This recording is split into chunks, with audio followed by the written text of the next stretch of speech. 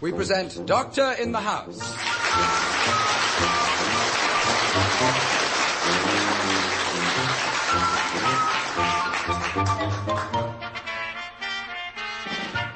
Adapted for radio by Ray Cooney from the original novel by Richard Gordon, it stars Richard Briers as Simon Sparrow and Geoffrey Sumner as Sir Lancelot Spratt, with special guest this week, John the Mesurier as the Dean.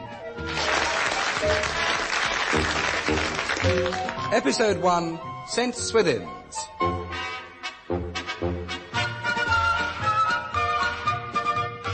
Would you spell that, please, Sparrow? S-P-A-R-R-O-W. Ah, Sparrow. As in, sparrow. Yes, sir. I beg your pardon? I said yes, sir. No, not sir. I am the medical school secretary, you understand. I am not the dean. Yes, I do realise that. Then why did you call me sir? Well, it's force of habit, I suppose, sir. Sorry, sir. A bit nervous, sir. Good. Now, name. Oh, we've done that, yes. Sparrow as in, yes. Now, what's this next question here? Time I had my eyes tested, I think. Address. 84 High Road, Bradford, Yorkshire. Bradford? Yorkshire. Yes. And the next question, I really can't see this print. I must be getting past it. Age? 89, last birthday. That's the question, sir. No question about it, Sparrow. It's a fact. Now, yes, that age? 18. 18. School? Oh, yes. Well, where? Oh, Russell. Russell? That's Lancashire, isn't it? Yes, sir. And you hail from Yorkshire? Yes, sir. You do live dangerously, don't you, Mr. Sparrow? Your father is a St. Swithins man, I believe? Yes, sir. 1937 he qualified. 1937. He'd be a Sparrow as well, I take it. Yes, sir. Henry Sparrow. Sparrow? Oh, yes, Sparrow, as in... yes. I remember him. Nice young fellow. Well, he's in his 50s now, sir. Is he? He used to be young. Sparrow, 1937. Do you have any children, Mr. Sparrow? Oh, no, sir, I'm not married. Ah, that would explain it, yes. So I'm what you might call a single sparrow, sir. And what's next on the list? Oh, yes, most important of all. Can you afford to pay the fees? No. No? Well, I mean, I can't personally afford to pay them. If I get in, half is coming from a grant and my parents are chipping in with the rest. You're a lucky young fellow. Oh, yes, I was born under Taurus the bull. I beg your pardon. I've always been lucky, sir. Oh, good. Now, just 2 more questions. You haven't been in prison, have you? Not yet. Are you expecting to go in? No, sir. Oh, good. The Dean likes to know this sort of thing. You're fit, I suppose. Bit skinny, but you look healthy enough. Now, have you completed your national service? Deferments can be arranged, of course, but... Well, sir, I don't think there is any national service now. Isn't there? They did away with it. Oh. Well, that question really shouldn't be down here, then, should it? When was national service done away with, Mr. Sparrow? Well, I'm not quite sure exactly, sir. 5 years ago, at least. Funny, nobody's mentioned it. I ask the same question of all prospective students. Maybe they have mentioned it. Anyway, the point is the question shouldn't be here, should it? Must tell someone about that. It means a lot of trouble, though. These are what they call run-off. I suppose any alteration would mean a new stencil or something. Fiddling business. I think it's easier to leave the question here. But it can't really offend anyone. Mr. James? Yes, Dean. Have you got Mr. Sparrow's papers? Yes, sir. I'll bring them in, will you? I won't keep you a moment, Sparrow. Oh, it's quite all right, sir. No hurry. My time is yours. Take all the time, as long as you like. Most kind. You'll be pleased to know, Dr. Loftus, that Mr. Sparrow has not been in prison and that he's fine. Oh, come in. Good morning. Oh, Mr. James not around? No, he's in with Dr. Dean, the Loftus. Dr. Dean, the... I'll hang on a second, then. Yeah, haven't seen you around before, have I? No, I'm up for an interview with the Dean to see if there's a vacancy for next term. Of course, prospective new boy, I should have known. The freshly polished face, the smart suit, the knocking knees. It shows, does it? Not half, you poor slob. Are you a doctor, sir? Dear sweet lad, no. I'm in fact no further advanced than yourself. Aren't you? No, I'm also about to start my first year in these hallowed precincts. You're a bit old, aren't you? Yeah, charming, yeah. I'm still on the happy side of 25. Sorry.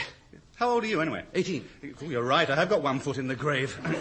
Benskin is the name, Anthony Spencer Benskin. Sparrow. Sparrow? Simon Oliver Sparrow. SOS, I see. Pleased to know you. When did you have your interview with the Dean? What, you mean to see if he'd accept me as a student? Yes. 3 years ago. I thought you said you were just about to start your first year. Well, I am, yes. This is the 4th time I've started it. I don't quite understand. Well, you see, I haven't managed to pass the first year's exams yet. See, that's anatomy and physiology. I see. You must be pretty... Stupid? No. Not all, I mean pretty familiar, with the hospital and the medical school. Oh, you bet. Not a bad old place, really, St. Swithin's. Anything you want to know, old son, you come to Tony Benskin. Well, I don't know the vacancy yet. Oh, piece of cake. Old Lofty's a pushover. As long as you play rugger, you're in. But I don't. You know what? We'll play rugger. Soccer's my game, actually. Soccer? Good heavens, you should have lumbered Bart's, not us. I can't believe the Dean will turn me down simply because I don't play rugger. My old lad, as far as Lofty is concerned, it's as simple as this. Medical students are 2 a penny. A good wing 3/4 is damned hard to come by. You mean to say... I mean it doesn't matter if you can already quote from every page of Black's medical journal. If you tell Lofty you play soccer, you'll be dismissed from his presence faster than a pork sausage from a synagogue. Oh, yeah. My father was a student at St. Swithin's. That'll count for something, won't it? Look, it won't matter to the Dean if your father was Madame Curie. Look, if you don't play rugger, there won't be a vacancy. Look, best to tell a little white lie and say you boot the old oval pill like crazy. Oval pill? Yeah. Rugger ball. Where the hell's the secretary? Good morning, Sir Lancelot. If it is Benskin, seeing you've just ruined it, where's the secretary? He's in with the Dean, Sir Lancelot. Some damn fella stuck his filthy motorcycle in my parking space. Oh, that might be me, sir. You, sir? Who the blazes are you, sir? Well, I'm looking for a vacancy. You what? I'm seeing Dr. Loftus about becoming a student. You're hoping to become a student in my hospital? Your hospital, sir? What, do you mean to say you don't know who I am, sir? Well, you can't be St. Swithin, sir.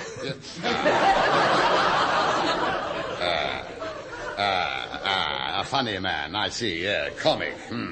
I am Sir Lancelot Spratt, senior surgeon and the most important personage in this hospital. Is that not so, Benskin? Oh, yes, sir. And take that horrible thing out of the corner of your mouth, Benskin. Smoking is filthy. And you, sir? Me, Sir Lancelot? Take your blasted hands out of your blasted pockets, you horrible man. Yes, sir. Sorry, sir. Are they dirty? Dirty, sir? Well, your hands. Why else would you secrete them in the side cavities of your unpressed trousers? Let's have a look at them. Your hands, not your trousers, you fool. Oh, that's reasonably clean, yeah. These are your tools, boy. Your hands are your most precious possession. I will not tolerate any of you men slopping around with your hands in your pockets. It's all right for errand boys and pimps, but not medical students. Do you understand? I don't know any errand boys or pimps. The attitude is not only unanatomical, it gives you osteoarthritis of the shoulder girdle in your middle age. Is that not so, Benskin? It's what you're not infrequently telling us, Sir Lancelot. It's a fact, Benskin, it's a fact. No wonder all of you grow up into a hunchback crowd of deformities. I'm standing up straight, aren't I, young man? Even if I am ugly. Yes, you are, sir. Standing up straight. Right. We need sportsmen here, not chronic invalids. You look as though you might be quite a nippy forward, young man, are you? Oh, I am actually, yes, sir. Oh. Well, what position do you play? Inside left, sir. Yeah. What the blazes is that? Was the man who, on the left side of the centre forward. Centre? What damn game are you talking about? Soccer, sir. Soccer? What do you think we are here, a lot of pansies? No, sir. When did you learn to play that obnoxious game? School, sir. Well, didn't you play rugger, sir? No, sir, we had a choice. And you chose soccer? Yes, sir. He gods, he's a heathen. If the Dean admits you to St. Swithin's, I'm resigning. Stuffs his hands in his pockets, plays soccer, rides a motorcycle.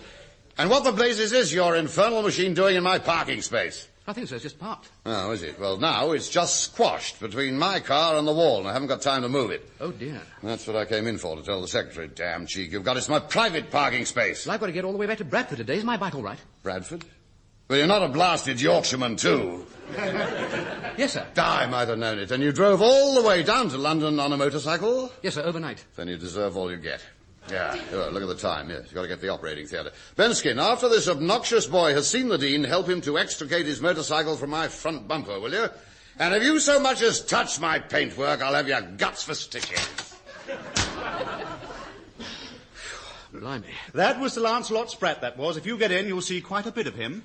I don't think I could stand 6 years of that. Mr. Sparrow, the Dean will see you now. Oh, good. That's very good. Thank you, Mr. Benskin, for all your... Pleasure. Look, don't forget what I said about the old oval pill. Oval pill. Oh, yes, sir. Sparrow's got to take one 3 times a day after meals. Are you joining me, Sparrow? Oh, yes, sir. Good morning, Dr. Loftus. Good morning, Benskin. What do you want? Well, just a question to put to the secretary, sir. Regarding the beginning of next term. I thought you were au fait with that by this time, Benskin.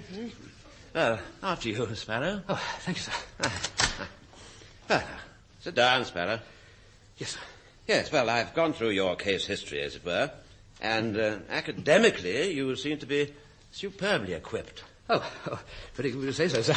Yeah, academically. Oh, something not satisfactory elsewhere, sir? No, we're just going to have a little chat, get to know one another. Oh, jolly good. That's a ticket. Nervous, are you? I'm a bit, sir, yes. Well, there's no need to be. Your father was a Swithin's man, wasn't he? Yes, sir. You know, I was a young doctor here when he was a student. A charming fellow. Yes, he was, sir. Charming. Well, he is, sir. Well, he still is. Charming, sir. But he sends his warmest regards to you, sir. He's in Bradford now, is he? We've always lived up there, sir. The family, that is. My father and his wife. That's my mother. She's charming, too. Yes, I'm sure. And I have a sister. I've got a sister. Younger than I am. She's about, let me think now. Yeah, well, younger, anyway. Yes.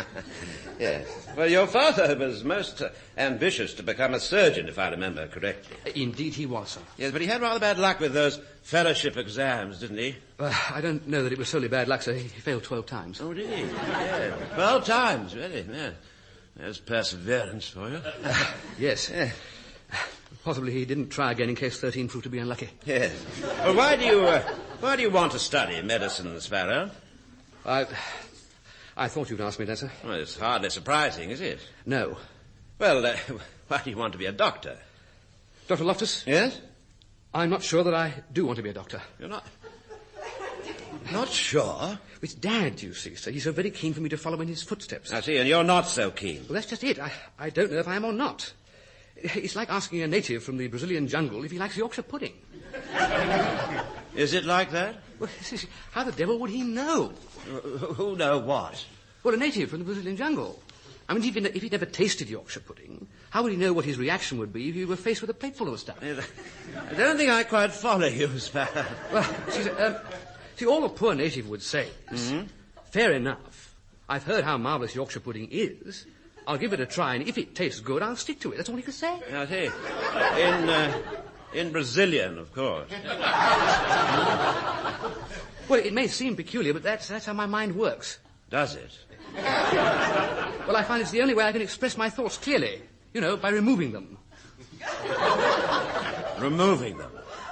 Which is quite fascinating, you know, sir. It's fascinating. The Yorkshire pudding hits you right between the eyes, doesn't it? Yes. Metaphorically speaking, yes, I suppose so, yes. Yes, sir. What have you gathered now that you've removed your thoughts once and compared them with Yorkshire pudding? Well, sir, I've come up with the knowledge that...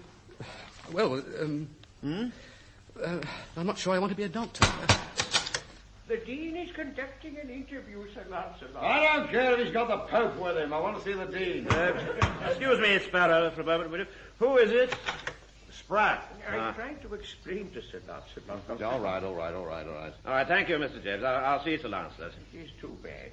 Now, look here, Lionel. What the blazes is all this about my theatre sister being transferred to Charing Cross next month? Sir Lancelot, I'm in the middle of conducting I got an eyes. interview. Sit down, young man. You look like an accident going somewhere to happen. Yes, sir, Mr. Sparrow, may I present Sir Lancelot Spratt, our senior surgeon at St. Swithin's? we've met, sir. Shut up. You were the beginning of my misfortunes this afternoon. Look, I'm due in the operating theatre in 10 minutes' time, and I want to know the position of my theatre sister before then. Mr. Sparrow, would you like to No, wait? he would not. In 10 minutes' time, Mr. Whittington, an unsuspecting solicitor from Hampstead, will be laid out on the operating table. And if I'm not given satisfaction, he will have the larger part of his abdomen removed by 2 third-year students. Shall I go out? Sit down and shut up. Go on, Lionel, my theatre sister. Don't know the blasted woman's name, but she's been with me 20 years, and she's staying. Well, she's been transferred to Charing Cross next month. That's precisely what's not happening. Get on that telephone and tell somebody she's staying here. Shall I? Sit down. The board have approved the transfer. Well, I haven't, and what's more, I don't. Now, come on. Ring up the governor and tell him to sort it out. But Sister herself has asked for the transfer, and unless she changes her mind... Stupid woman, storming a teacup. Been with me for how many years? 20. Silence! And for 20 years she's been threatening to leave because of you. Precisely. I'm always upsetting her. This is no worse than the other occasion. Good grief, I only threw my surgical hacksaw at her. Hacksaw? Yeah, done it before. Yes, but according to Sister, never at the crucial moment of a tracheotomy. Good grief, Deans and sisters. If that woman doesn't withdraw her request for a transfer instantly, the board will have my resignation before I leave this room. What, you don't mean that? I certainly do. I think he does. Shut up! This is blackmail, Lancelot. I don't know about that, but I will be happy to have the matter concluded immediately. So will Mr. Whittington. Sir Lancelot, could we not discuss it in the morning? I'll arrange for Sister... Now, damn it, now. I'm not going into that theatre to operate in this state of mind. I'd probably forget to shove half of him back. All right. Very well. Mr. James? Yes, Doctor? Would you get Sister Edwards on the telephone for me? She's in the operating theatre now. She's in the operating theatre. I'll contact her, Doctor. Well, there we are then. Really, it's too bad of you, Sir Lancelot. Oh, rubbish. Now, sorry about this little contretemps, young fellow, my lad. Oh, don't mention it, sir. Shocking behaviour, really. Only because my surgical brilliance did I get away with it. Isn't that so? Well, Sir Lancelot is incorrigible, Mr. Sparrow. But at after-dinner speeches, his colleagues referred to him as that great old surgeon of the grand old school. Yes, in private they call me that bloody old butcher. So you're joining us here, young man. I'm not quite sure. Oh, Mr. Sparrow's future hasn't been decided yet. Sparrow? Sparrow. Rings a bell. You had a relative here, boy. Only my father, sir. He was one of the early Sparrows. 1937. 37. Great Scott, you're not Cocky Sparrow's son. Well, yes, sir, but I didn't realize he was nicknamed Cocky. Oh, yes, on account of all the nurses. Yes, I knew him well. Has he ever mentioned me? Lancelot Spratt? I don't think so, sir. Of course. You must be Fanny Spratt. Oh, dear. I'm terribly sorry. Oh, dear me. I never realized, Sir Lancelot, that you were called Fanny. Yes, I had rather forgotten that. Thank you for reminding me, Sparrow. Don't mention it, sir. Yes, well, we'll have to revive it. I trust your father is keeping in good health, Sparrow. Oh, yes, sir, he's a GP in Bradford. Yes, I seem to remember he was a bit of a plodder. Well, I wouldn't have thought that. Funnily enough, he remembers you as a bit of an old woman. Does he? Yes. He often tells us of the time.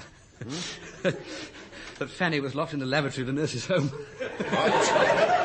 Lavatory of the Virgin's Retreat? Good heavens above. Go on, Sparrow, go on. Yes. Go on, Sparrow. Oh, Dad said he locked you in himself. Did he? Yes. Well, I can't recall that occasion. But when you see your Cocky, perhaps you'll tell him that it was not the Fanny who was locked in the lavatory of the Virgin's Retreat, it was Cocky himself. And you should remember, Cocky Jr., that one of the paramount requisites for a doctor is the ability to keep his oral orifice securely fastened. His what? He keep his trap shut. Dean here. I have Sister Edwards on the telephone. Well, put her through, will you? Hello? Good morning, sister. You wanted to speak to me, Dean? I won't keep you a moment, sister. It's about Sir Lancelot. Oh. Well, we'd all be extremely happy if you could reconsider your decision and withdraw your resignation. Dr. Loftus, he threw a scalpel at me. Yes, I know. A scalpel? I ask you, Doctor. Yes, I know. Very distressing, I'm sure. What's she going on about? It didn't hit the old goat. Now, Sir Lancelot, please. Well, just you think of that solicitor 5 minutes' time. Sister, I have Sir Lancelot here now, and I know he's most dreadfully ashamed and sorry. Sparrow! Yes, that's right, yes, he's most dreadfully ashamed and sorry. Did he say that? Indeed, he did, yes. It doesn't sound like him. I promise you it's true, sister. He relies on you dreadfully, you know. He's threatened to resign if you leave him. Well, it was a scalpel. Yes, I know it was, but we must all make allowances for temperament. What? Temperament. Yes, allowances for temperament. He works under a strain. Have you finished? He works under a terrible strain, sister. We all do that, if I may say so, Doctor. I know you do, sister, and that's why I'm sure you'll understand and make allowances for Sir Lancelot's little quirks. Oh, yeah. Why don't you say I'm insane and have done with it? Well, all right, Doctor. But this is the last time. I'm delighted, sister. Good. And I'm sure that Fanny will be delighted too. Fanny? Oh, no! Fanny, weren't you aware that was Sir Lancelot's nickname? You blabbermouth, Sparrow. Thank you, Dr. Loftus. Goodbye. If you'll excuse me, I have to go and prepare for an operation. Fanny. Oh, there we are. That was uncalled for, if I may say so. Well, Sister Ebbett is staying now. Isn't that what you wanted, Sir Lancelot? Yes. Most obliged. Well, I'll be on my way then. See you at lunch, Lionel. All right, yes, indeed. Yes. Oh, good luck, Sparrow. Thank you, sir. And should the Dean be so misguided as to accept you, keep an eye out for me, will you? Most definitely, sir. For I will keep an eye out for you, Sparrow. Never fear. Yes, a great man and a fine surgeon.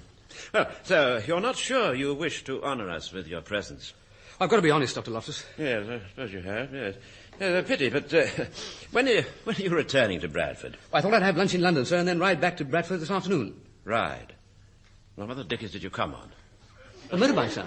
Oh, yes. Yes, oh, I see what you mean. Sparrow, usually...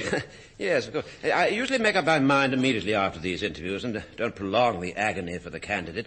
However, in your case, I find myself in a bit of a dilemma. I'm sorry to hear that, sir. Yes, you see, well, I'd like to discuss your application with my colleagues during lunch. Dr. Maxworth and Sir Lancelot Spratt. Oh, dear. Yes, well, if you'd be good enough to come back here at, say, 3 o'clock, Sparrow, all right? If that's convenient to you. Oh, yes, sir, yes. Right. Well, in that case, why not have a look round St. Swithin's, Very good.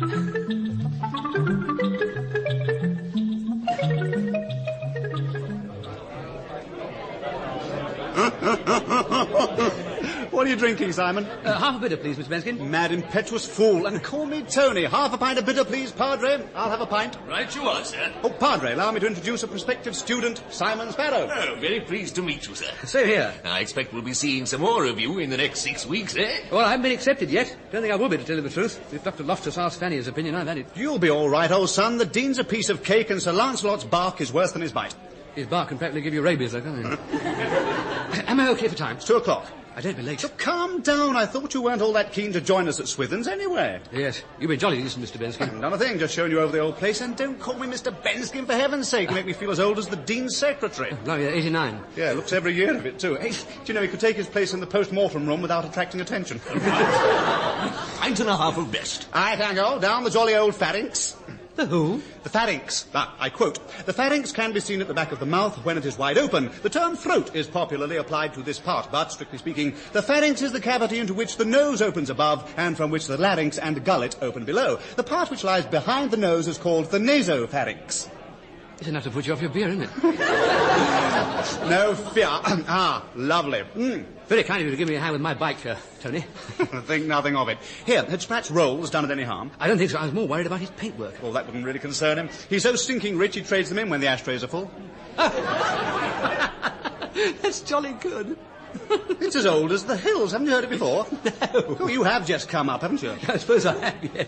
Your change, Mr. Benskin. Thank you, Padre. Tony, he's not really a padre, is he? Oh, good heavens, no. It was a custom started by a couple of students years ago. You see, drinking during the day being forbidden, they would announce to their tutors at 11 a.m. and 5:30 p.m. that they were popping out for religious instruction with the Padre in the hospital chapel. Oh, I see. It's been carried on ever since. But is there an actual fact of Padre? No. You see, in actual fact, there isn't a hospital chapel either, so... hey, look, have you heard the one about the barmaid? No, I don't think so. She pulled the wrong thing and got stout.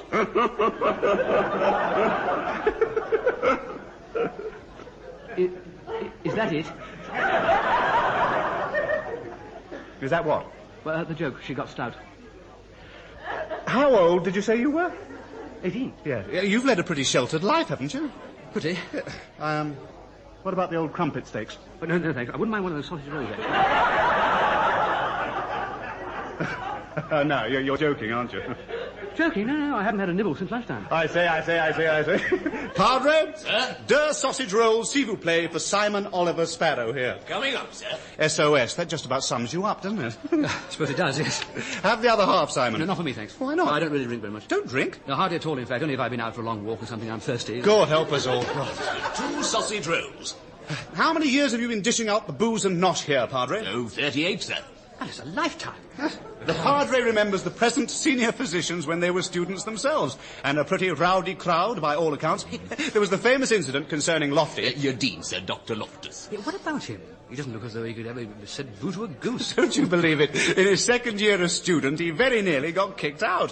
What for? Introducing a cart horse into matron's fourth-floor bedroom. That was a real night, sir, that was. Even Sir Lancelot Spratt had his moments, isn't that so, Padre? Oh, Mr. Spratt, as he was then, he was the worst of them all. He and a couple of others, a boat race day it was, 1937, or, well, possibly 1938. Yes, it was 1938. Anyway, they broke in here while we were having an afternoon kip. Cool as you like. Siphoned all our best bitter out of the barrels. Oh, good. So the poor customers got nothing that night. Oh, yes, they did. I needn't tell you what young Spratt had replaced the best bitter with. Yeah, sounds as though they let you quite a dance on the old day. Oh, they did that. Nothing quite like it happens anymore, worse luck. Yeah, well, look at the bitter you serve now. Well, I bet it tastes better than on boat race day 1938. Oh, look at the time. Hey, good luck. I think it's pretty obvious what he'll say. Well, look, even if he does flunk you, it's not the end of the world, is it? I mean, you're not even sure it's what you want to do. No, I'm not. Anyway, don't forget that you play rugger like mad.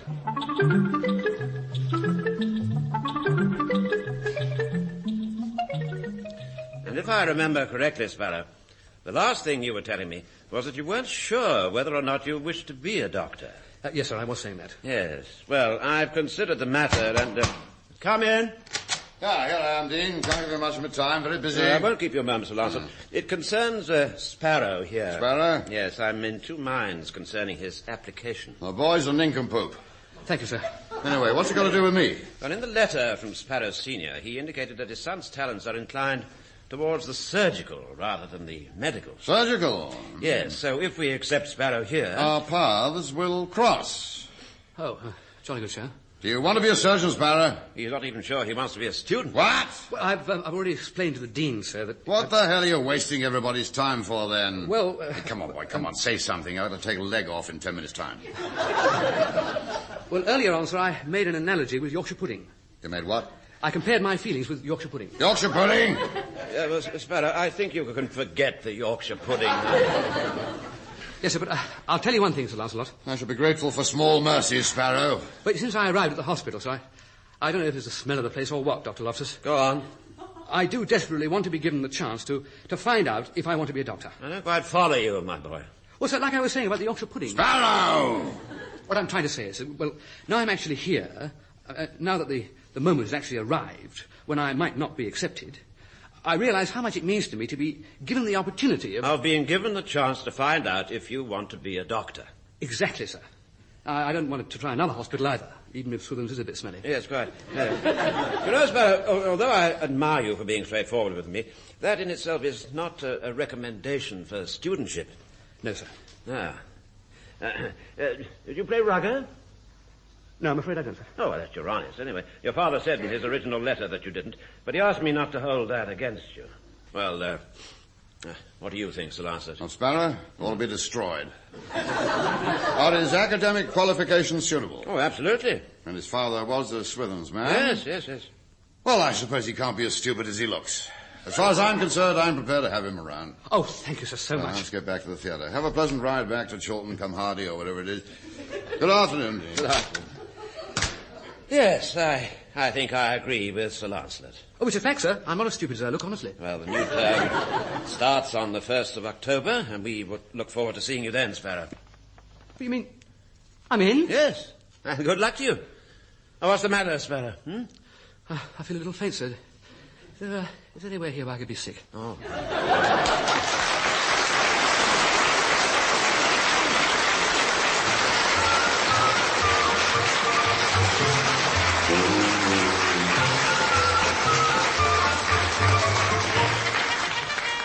In that episode of Doctor in the House, written by Ray Cooney, the parts were played as follows. Simon Sparrow, Richard Briers, Sir Lancelot Spratt, Geoffrey Sumner, the Secretary, Erik Chitty, the Dean, John the Mesurier, Tony Benskin, Ray Cooney, Sister, Beth Boyd, the Padre, Michael Deacon. Doctor in the House was produced by David Hatch.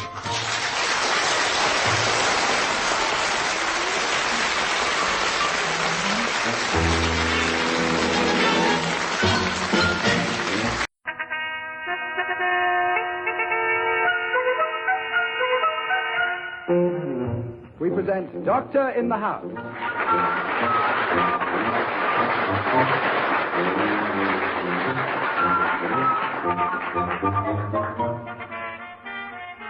Adapted for radio by Ray Cooney from the original novel by Richard Gordon, it stars Richard Briers as Simon Sparrow and Geoffrey Sumner as Sir Lancelot Spratt.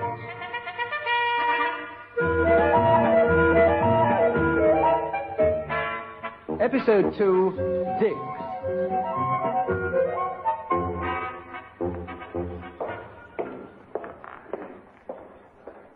Hello there.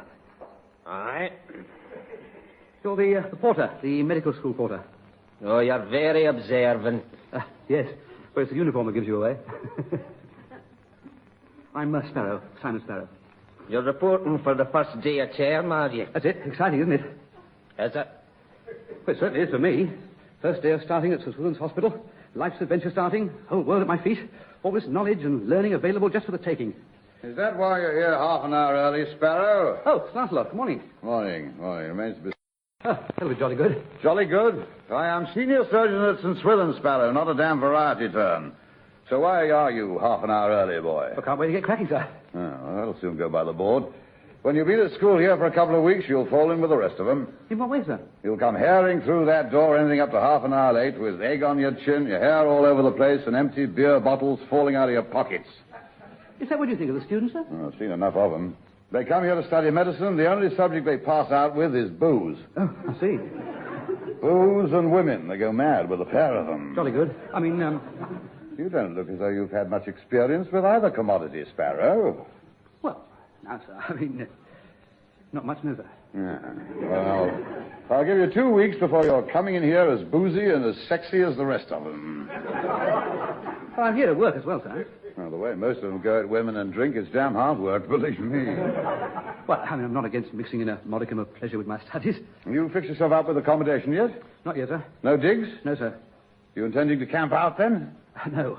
Oh, well, they're hard to come by. You'd better take a look at the notice board in the students' common room.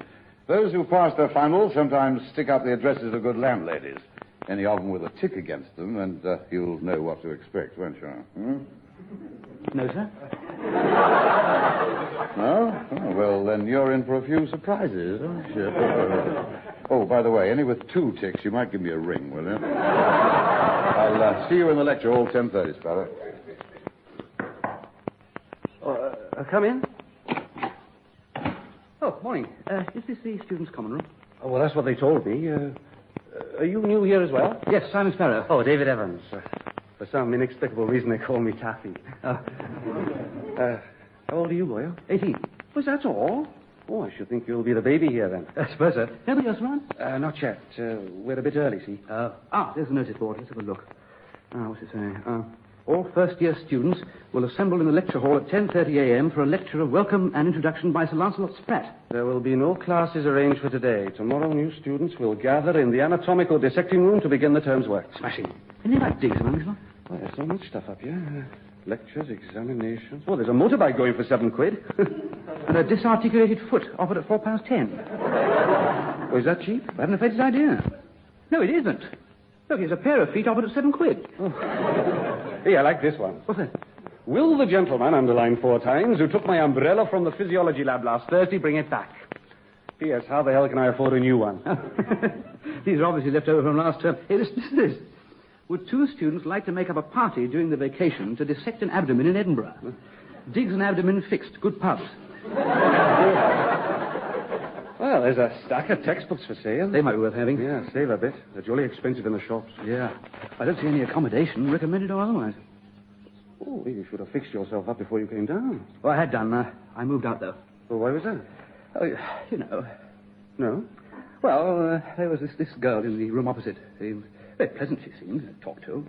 Then one evening after I'd been there about a week, she tapped on my bedroom door. Get away. Well, she thought she'd sprained her foot, see? Well, she knew I was going to study medicine and asked me to look at it. Well, the next night she developed a pain in her calf and asked me to take a look at that. Well? Well, the following evening she complained of a bad hip and I gave notice. Well, you raving idiot. Well, yeah, one doesn't like to be, handed it on a plate. Well, you speak for yourself. Well, there might be a chance of fixing you up with my landlady. Fixing me up? Just with Dick's, boy, just with Dick's. Well, what are you looking for? Well, anything, I suppose. Well, I've got a single room with breakfast and evening meals. Sets me back about $5.10 a week. Electricity and gas fire on top of that. Well, sounds reasonable. That's damn cheap, I think. Landlady seems pleasant enough, too. Well, if there's nothing laid on after Spratt's address, we could pop round and see. Thanks, I'll take you up on that. Well, it's only an 8-minute bus ride. Oh, good morning. Good morning. Hey, we've met before, haven't we? Oh, very briefly, when I was up for my interview with the Dean last month. Oh, yes, I remember. Smart suit, scrubbed face, nervous, knocking knees. What's your name again? Bird or thrush or something? Sparrow. Yeah, that's it. I'm Benskin, Tony Benskin. Hey, who's this? You're new too, I take it. David Evans. How do you do, David? Welcome to Swithin's. Oh, thanks. Tell you what, David. What? We'll call you Taffy. Oh, Tom. Don't mention it. Hey, I've just had a word with Jock, our porter chappie, and it is not good. What? Only 2 pieces of crumpet among the new students. Oh, that's no good, is it? Crumpet? Oh, dear. You know, in young Sparrow, we've got a right embryo and no mistake. I think he means women, Simon. Of course I mean women. And there's only 2 of them this term. No, look, not that I'm thinking of myself, gentlemen. I'm sort of semi-permanently fixed up. It's you new lads. Never mind. We'll do something about the nurses for you. I've got a marvellous list. List? Yeah, you know, tells you who does and who doesn't. Does or doesn't what? Oh, my. Now, what time is Spratt giving us the old chinwag? 10:30. Super, mustn't miss that. Take my advice and sit right in the centre of the front row with me. Why? Well, so Spratt can get a good look at you. Laugh at every corny gag he cracks and applaud like mad at the end of the lecture. You'll be in his good books for the rest of the term, never fails. But I don't quite follow you. Well, how many opening lectures have you been to? Oh, 3. 3? Yeah, so far, this is the 4th. The 4th opening lecture, Mr. Benskin? Yes, haven't managed to pass the first year's exam yet. Blimey. Hell's bells. Yes, and look, not Mr. Benskin, if you don't mind. Tony, come on, we better move. Right.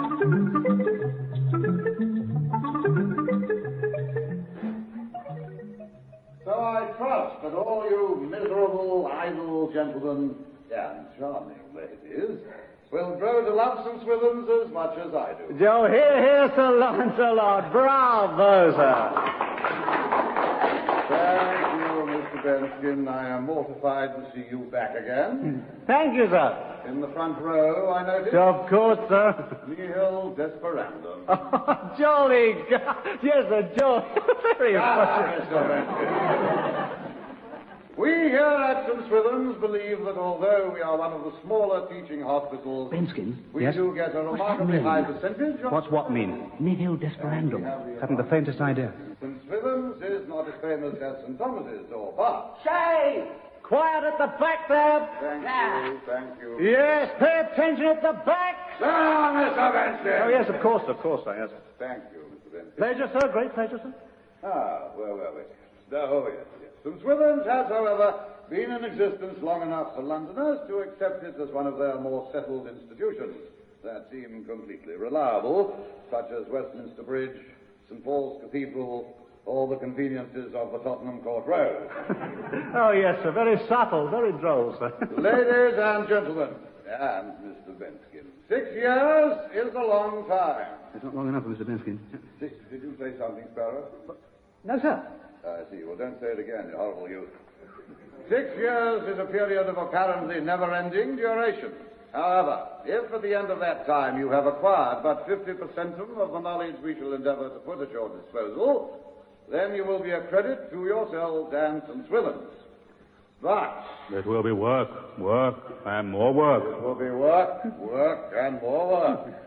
Furthermore... It will be slog, and more slog. It will be toil, and more toil. He must have changed his scriptwriter. Most of the first year will be spent on anatomy. You will have to cram into that 1 year approximately 500 years of learning. It will probably be at least 2 years before the school has the courage to allow you within striking distance of a living patient. Oh, very good, sir, very good. Ladies and gentlemen, He's doing very well, matter of fact. First new joke for years. And we let you loose on the general public. It will mean that you have successfully sat 24 examinations during that time. So you see, it will be slog, and more slog. Finally, what are you grinning at, Mr. Benskin and Mr. Sparrow? I beg your pardon, sir? I said, what are you grinning at, Sparrow? I didn't know I was grinning, sir. Then you better see a doctor. I said finally, and you and Benskin grinned at one another. Reflection on your speech, sir. The impending termination of it, you mean? Good Lord, no, sir. You mean you could happily sit and listen to me forever? We have, sir. I mean, we could, sir. Mr. Sparrow, you may have heard from Mr. Benskin that I am a perfect idiot. No, sir. No one's perfect, sir. That is, no. Sit down, you twit. You may resume your seat, Mr. Sparrow. Finally, complaints. The proper person to approach is the dean of the medical school. In the past, there have been unfortunate incidents.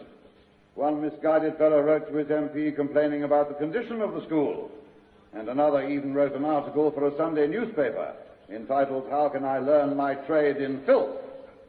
If you have any complaints, raise them in the proper quarter, and much good may it do you.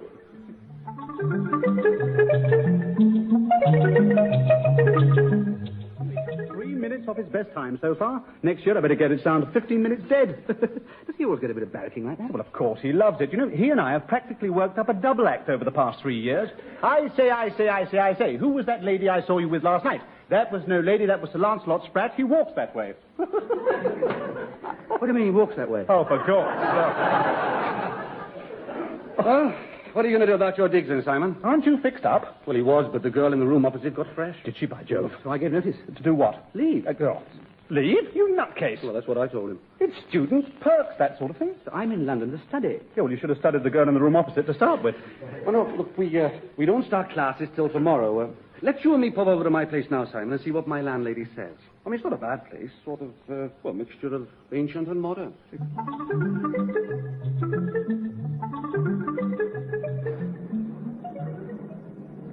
Look, now, hang on. Which fella is it?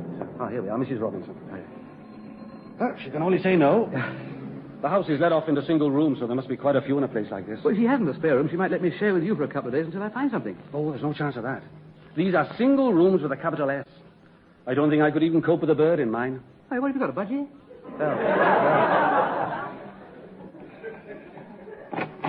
Oh, hello, Mr. Evans. Didn't expect you back this afternoon.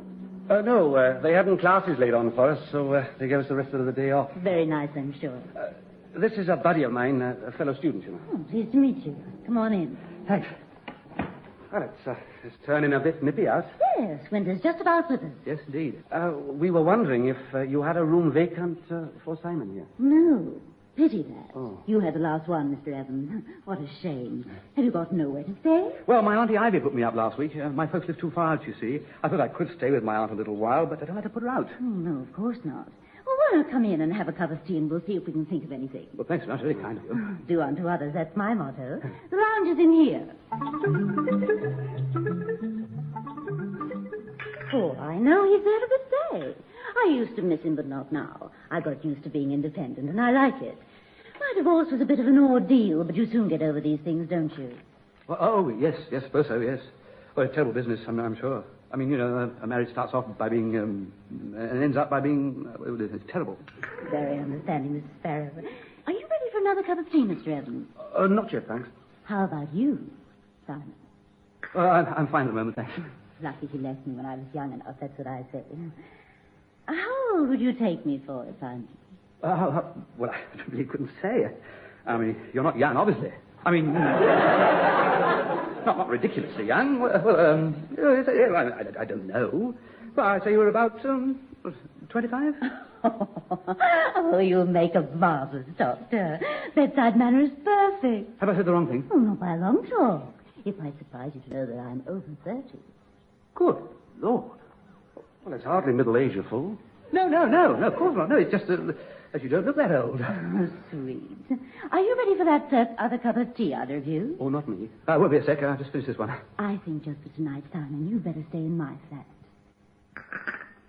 Oh, don't look so horrified. I'm not suggesting any funny business. I'm 30. I'm past it, aren't I? Look. You haven't got anywhere to stay. Well, I've got to put you up in here. You can have that until you find something else. Very handy having my personal physician, too. I'll just take the pot into the kitchen and top it up. Help yourself to anything you want. Well, Sparrow, you certainly are a one for the birds. Gosh, how awful. Eh? Oh, I think she... Well, I'm jolly sure she does. Does this happen everywhere you go? Talk about jam on it. Isn't she gorgeous? She's really taken a fancy to you, Boyle. Nonsense. Why, she's lovely, too. Yes, she's very attractive. And terrific up top. I don't think she seems all that brainy. Hell. Here. What? Have you never... Don't talk wet. Well, have you? As a matter of fact, no. It doesn't matter, does it? Well, not to me, it doesn't. Well, she's absolutely smashing. Think yourself damn lucky. yes, but I don't even know her. Well, she'll soon rectify that. Here we are, nice and hot. Just what the doctor ordered. What's the matter, son? What? It's my Auntie Ivy. What is? Well, I've been thinking of your, Very kind offer. Yes, a very kind offer. And, well, Auntie Ivy, I told her I'd give her a ring to tell her whether or not I'd be staying with her tonight. Well, then give her a ring in that case. Finish your tea first. No, I think I'd better give her a ring first. Ah, that's a start. Well, the phone's out in the hall. You need a sixpence? I've got one. Won't be a minute.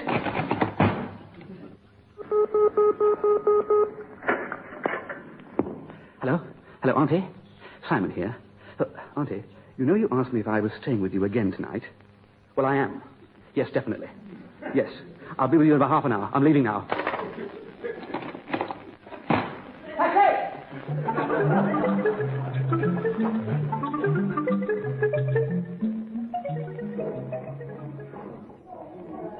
I don't believe you. It's a fact, isn't it, Simon? Well, yes.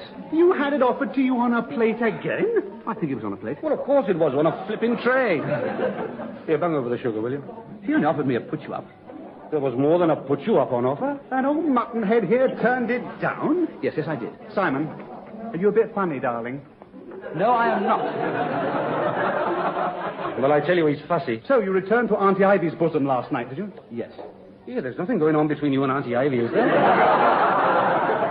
No, there is not. We'll have to fix the poor boy up, Taff. With a room, I mean, not a female. It's easier said than done. Well, fortunately, no. I know a place where the owner will not make even a tentative amorous advance in your direction. Where? My flat. Yours? Yes, I have a spacious sitting room and far too many bedrooms. You mean? Yes, certainly. I put plenty of students up when they've got stuck. Ah, you've landed on your feet again, Simon, you jammy devil. I don't know what. It's marvellous, Tony. Thanks. Look, give me a couple of quid towards the rent and we'll call it a deal. Where's your suitcase? At Auntie Ivy's place. Well, look, you better collect it this afternoon then and get over to my place at Knightsbridge. Settle yourself in. Look, I can't. We've got our first physiology class this afternoon. Oh, that's dreary. Give that a miss. I can't. Huh? Of course. Are you giving it a miss? Of course. I put in my one appearance for the week. Look, I'd offer to give you a hand with your suitcase, but I've arranged to go down to Brighton this afternoon. I should be on my way now. Brighton? Well, what goes on there? The autumn meeting. Cousin of mine's got a filly running in the 4:30. Mustn't miss it. Look, here's a key to my flat, Simon. Let yourself in and make yourself at home. I should be back about 9 o'clock. Earlier if there's no cause to celebrate. Look, I must dash. I'll never get down to Brighton. You've got the key to my place, Simon. The address is flat 3, 207B, Markham Street. The front door's always open and my flat's on the second floor.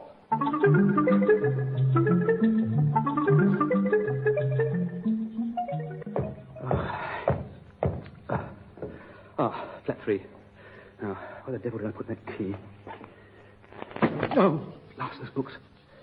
Oh, I can't have lost them. Just lean my skeleton against the wall. Stay there, Frankenstein.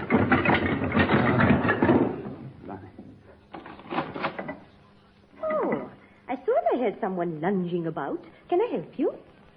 No. No, thank you. I must have come to the wrong address. Oh, well, good evening then. Good evening. Funny. Where's that wretched key? Oh, here we are. Well, I want to see if it fits. Gently does it. It does fit. You haven't got the wrong address, Sparrow. Well, what shall I do? Run? No, don't be ridiculous. Why should I run? I'll ring this bell, shall I? I don't know. Benskin said nothing to me about a blonde European girl with a gorgeous figure and a shorty nightie. I'm sure I would remember that if he had. Perhaps he's a student. Perhaps he's his mother. Why should Benskin have a European mother? Why should Benskin have a European mother who's in her early 20s? No, it's not Benskin's mother. I'll ring the bell. Mm-hmm. Oh, it's you again. Yes, well, not again, actually. It's still me. I've been standing here thinking. You see, I have a key which fits your door. A key? Yes, a key which I was led to believe unlocked flat number 3, 207B, Market Street. Yes? And it does. If this is flat number 3, 207B, Markham Street, it does. It is flat number 3. 207B, Markham Street? Yes? Yes, I was afraid it was. Are you selling something? No, I'm just arriving, that's all. Does Mr. Tony Benskin live here? Yes.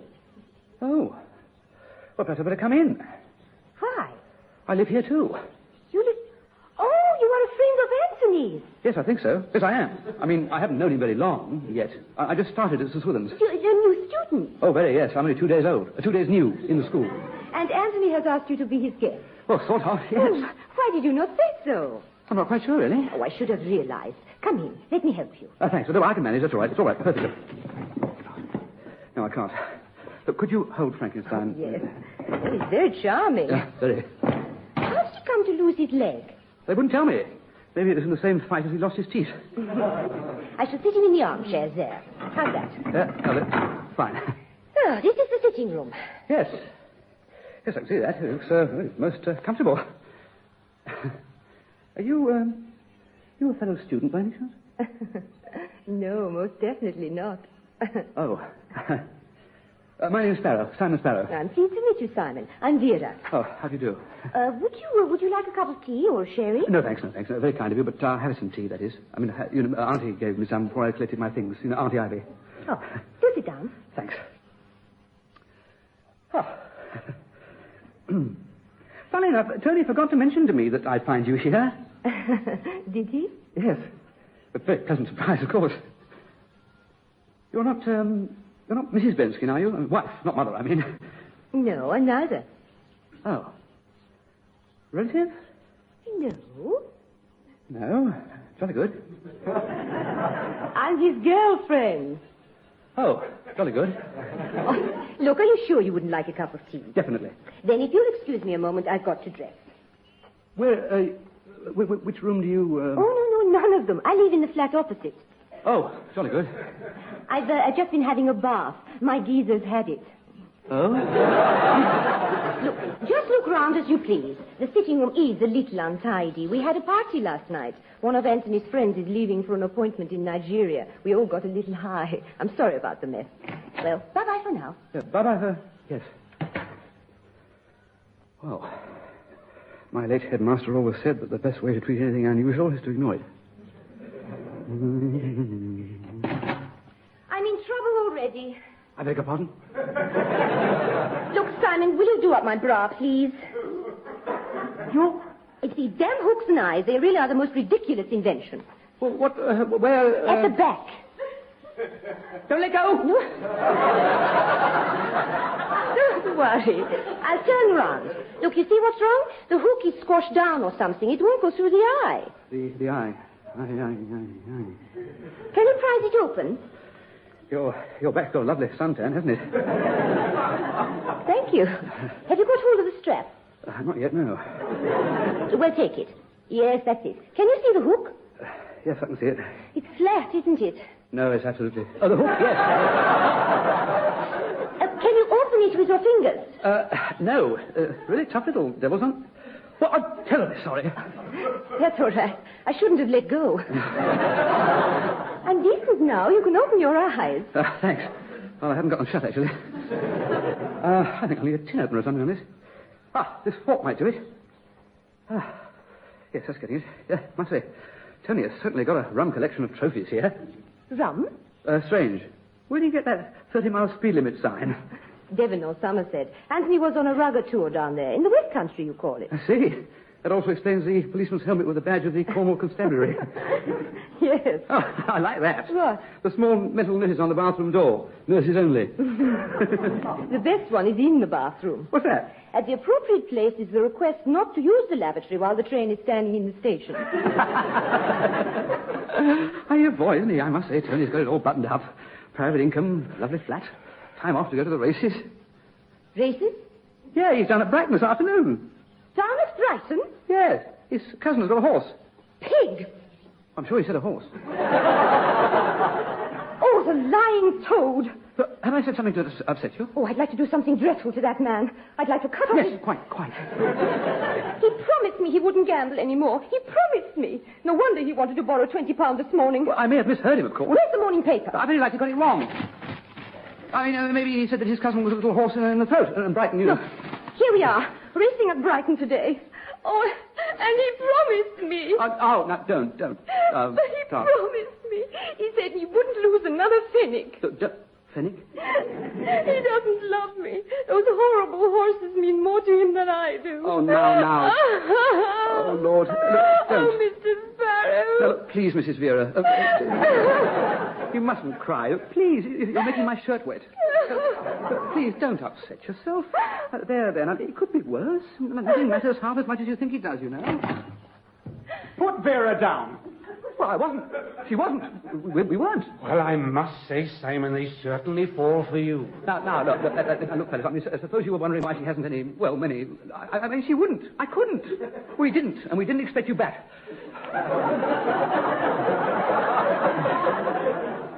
Gosh, I'm tired. Who's for coffee? I said you could share my flat, Sparrow, not my girlfriend. Do you mean to show me? What? Around. Around what? Tony, is this your girlfriend? It certainly is. Darling, this is Taffy Evans, Taffy Vera Schloss. How do you do? Anthony, what have you been doing in Brighton? Brighton? Where's that? I'm sorry, Tony, it slipped out. Oh. Well, why the devil shouldn't I go to Brighton? Because you promised me that you would stop gambling. Well, I haven't damn well stopped. Well, you should have. Well, don't you shout at me. I will if I like, and for shouting at me, take that. I think Taff and I'll pop out for some air. She hit me. Yes. I believe I borrowed £20 from you this morning, Miss Schloss. Schloss is most appropriate. Taffy, please. Miss Schloss, I borrowed £20 from you this morning. Here, I return it. 4 £5 notes, £20. Also, here is a further 25, which represents 50% of my winnings from Brighton this afternoon. There may be some men who would have walked out after suffering the indignities you have offered me since my arrival. However, I shall rise above it. Oh, Anthony. Now, please, Miss Schloss, please, pull yourself together. Miss, please, darling, you're soaking my shirt. Oh, darling, I love you so much. Oh, darling. Darling. Oh, there, darling, please dry your eyes, darling. I must go and powder my nose. Yes, I'll come and help you. It's better than television, isn't it? They should have an X certificate on the front door. Yeah. So I think we'd better get off. I'll see you to the underground station, shall I? Oh, no, I'm staying. Staying? Well, that's what I'm doing here. My case is outside. You mean staying permanently? Well, what about Mrs. Robinson? She came into my room and, she made it pretty obvious. Seemed to take it for granted. Well, what did you do? Well, I mean, I left. Have you never... Well, as a matter of fact, no. Welcome to the club.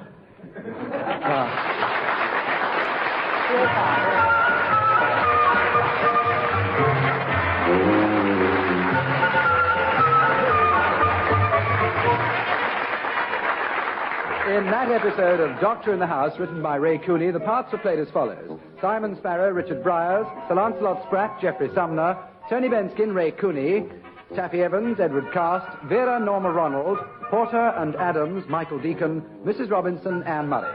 Doctor in the House was produced by David Hatch.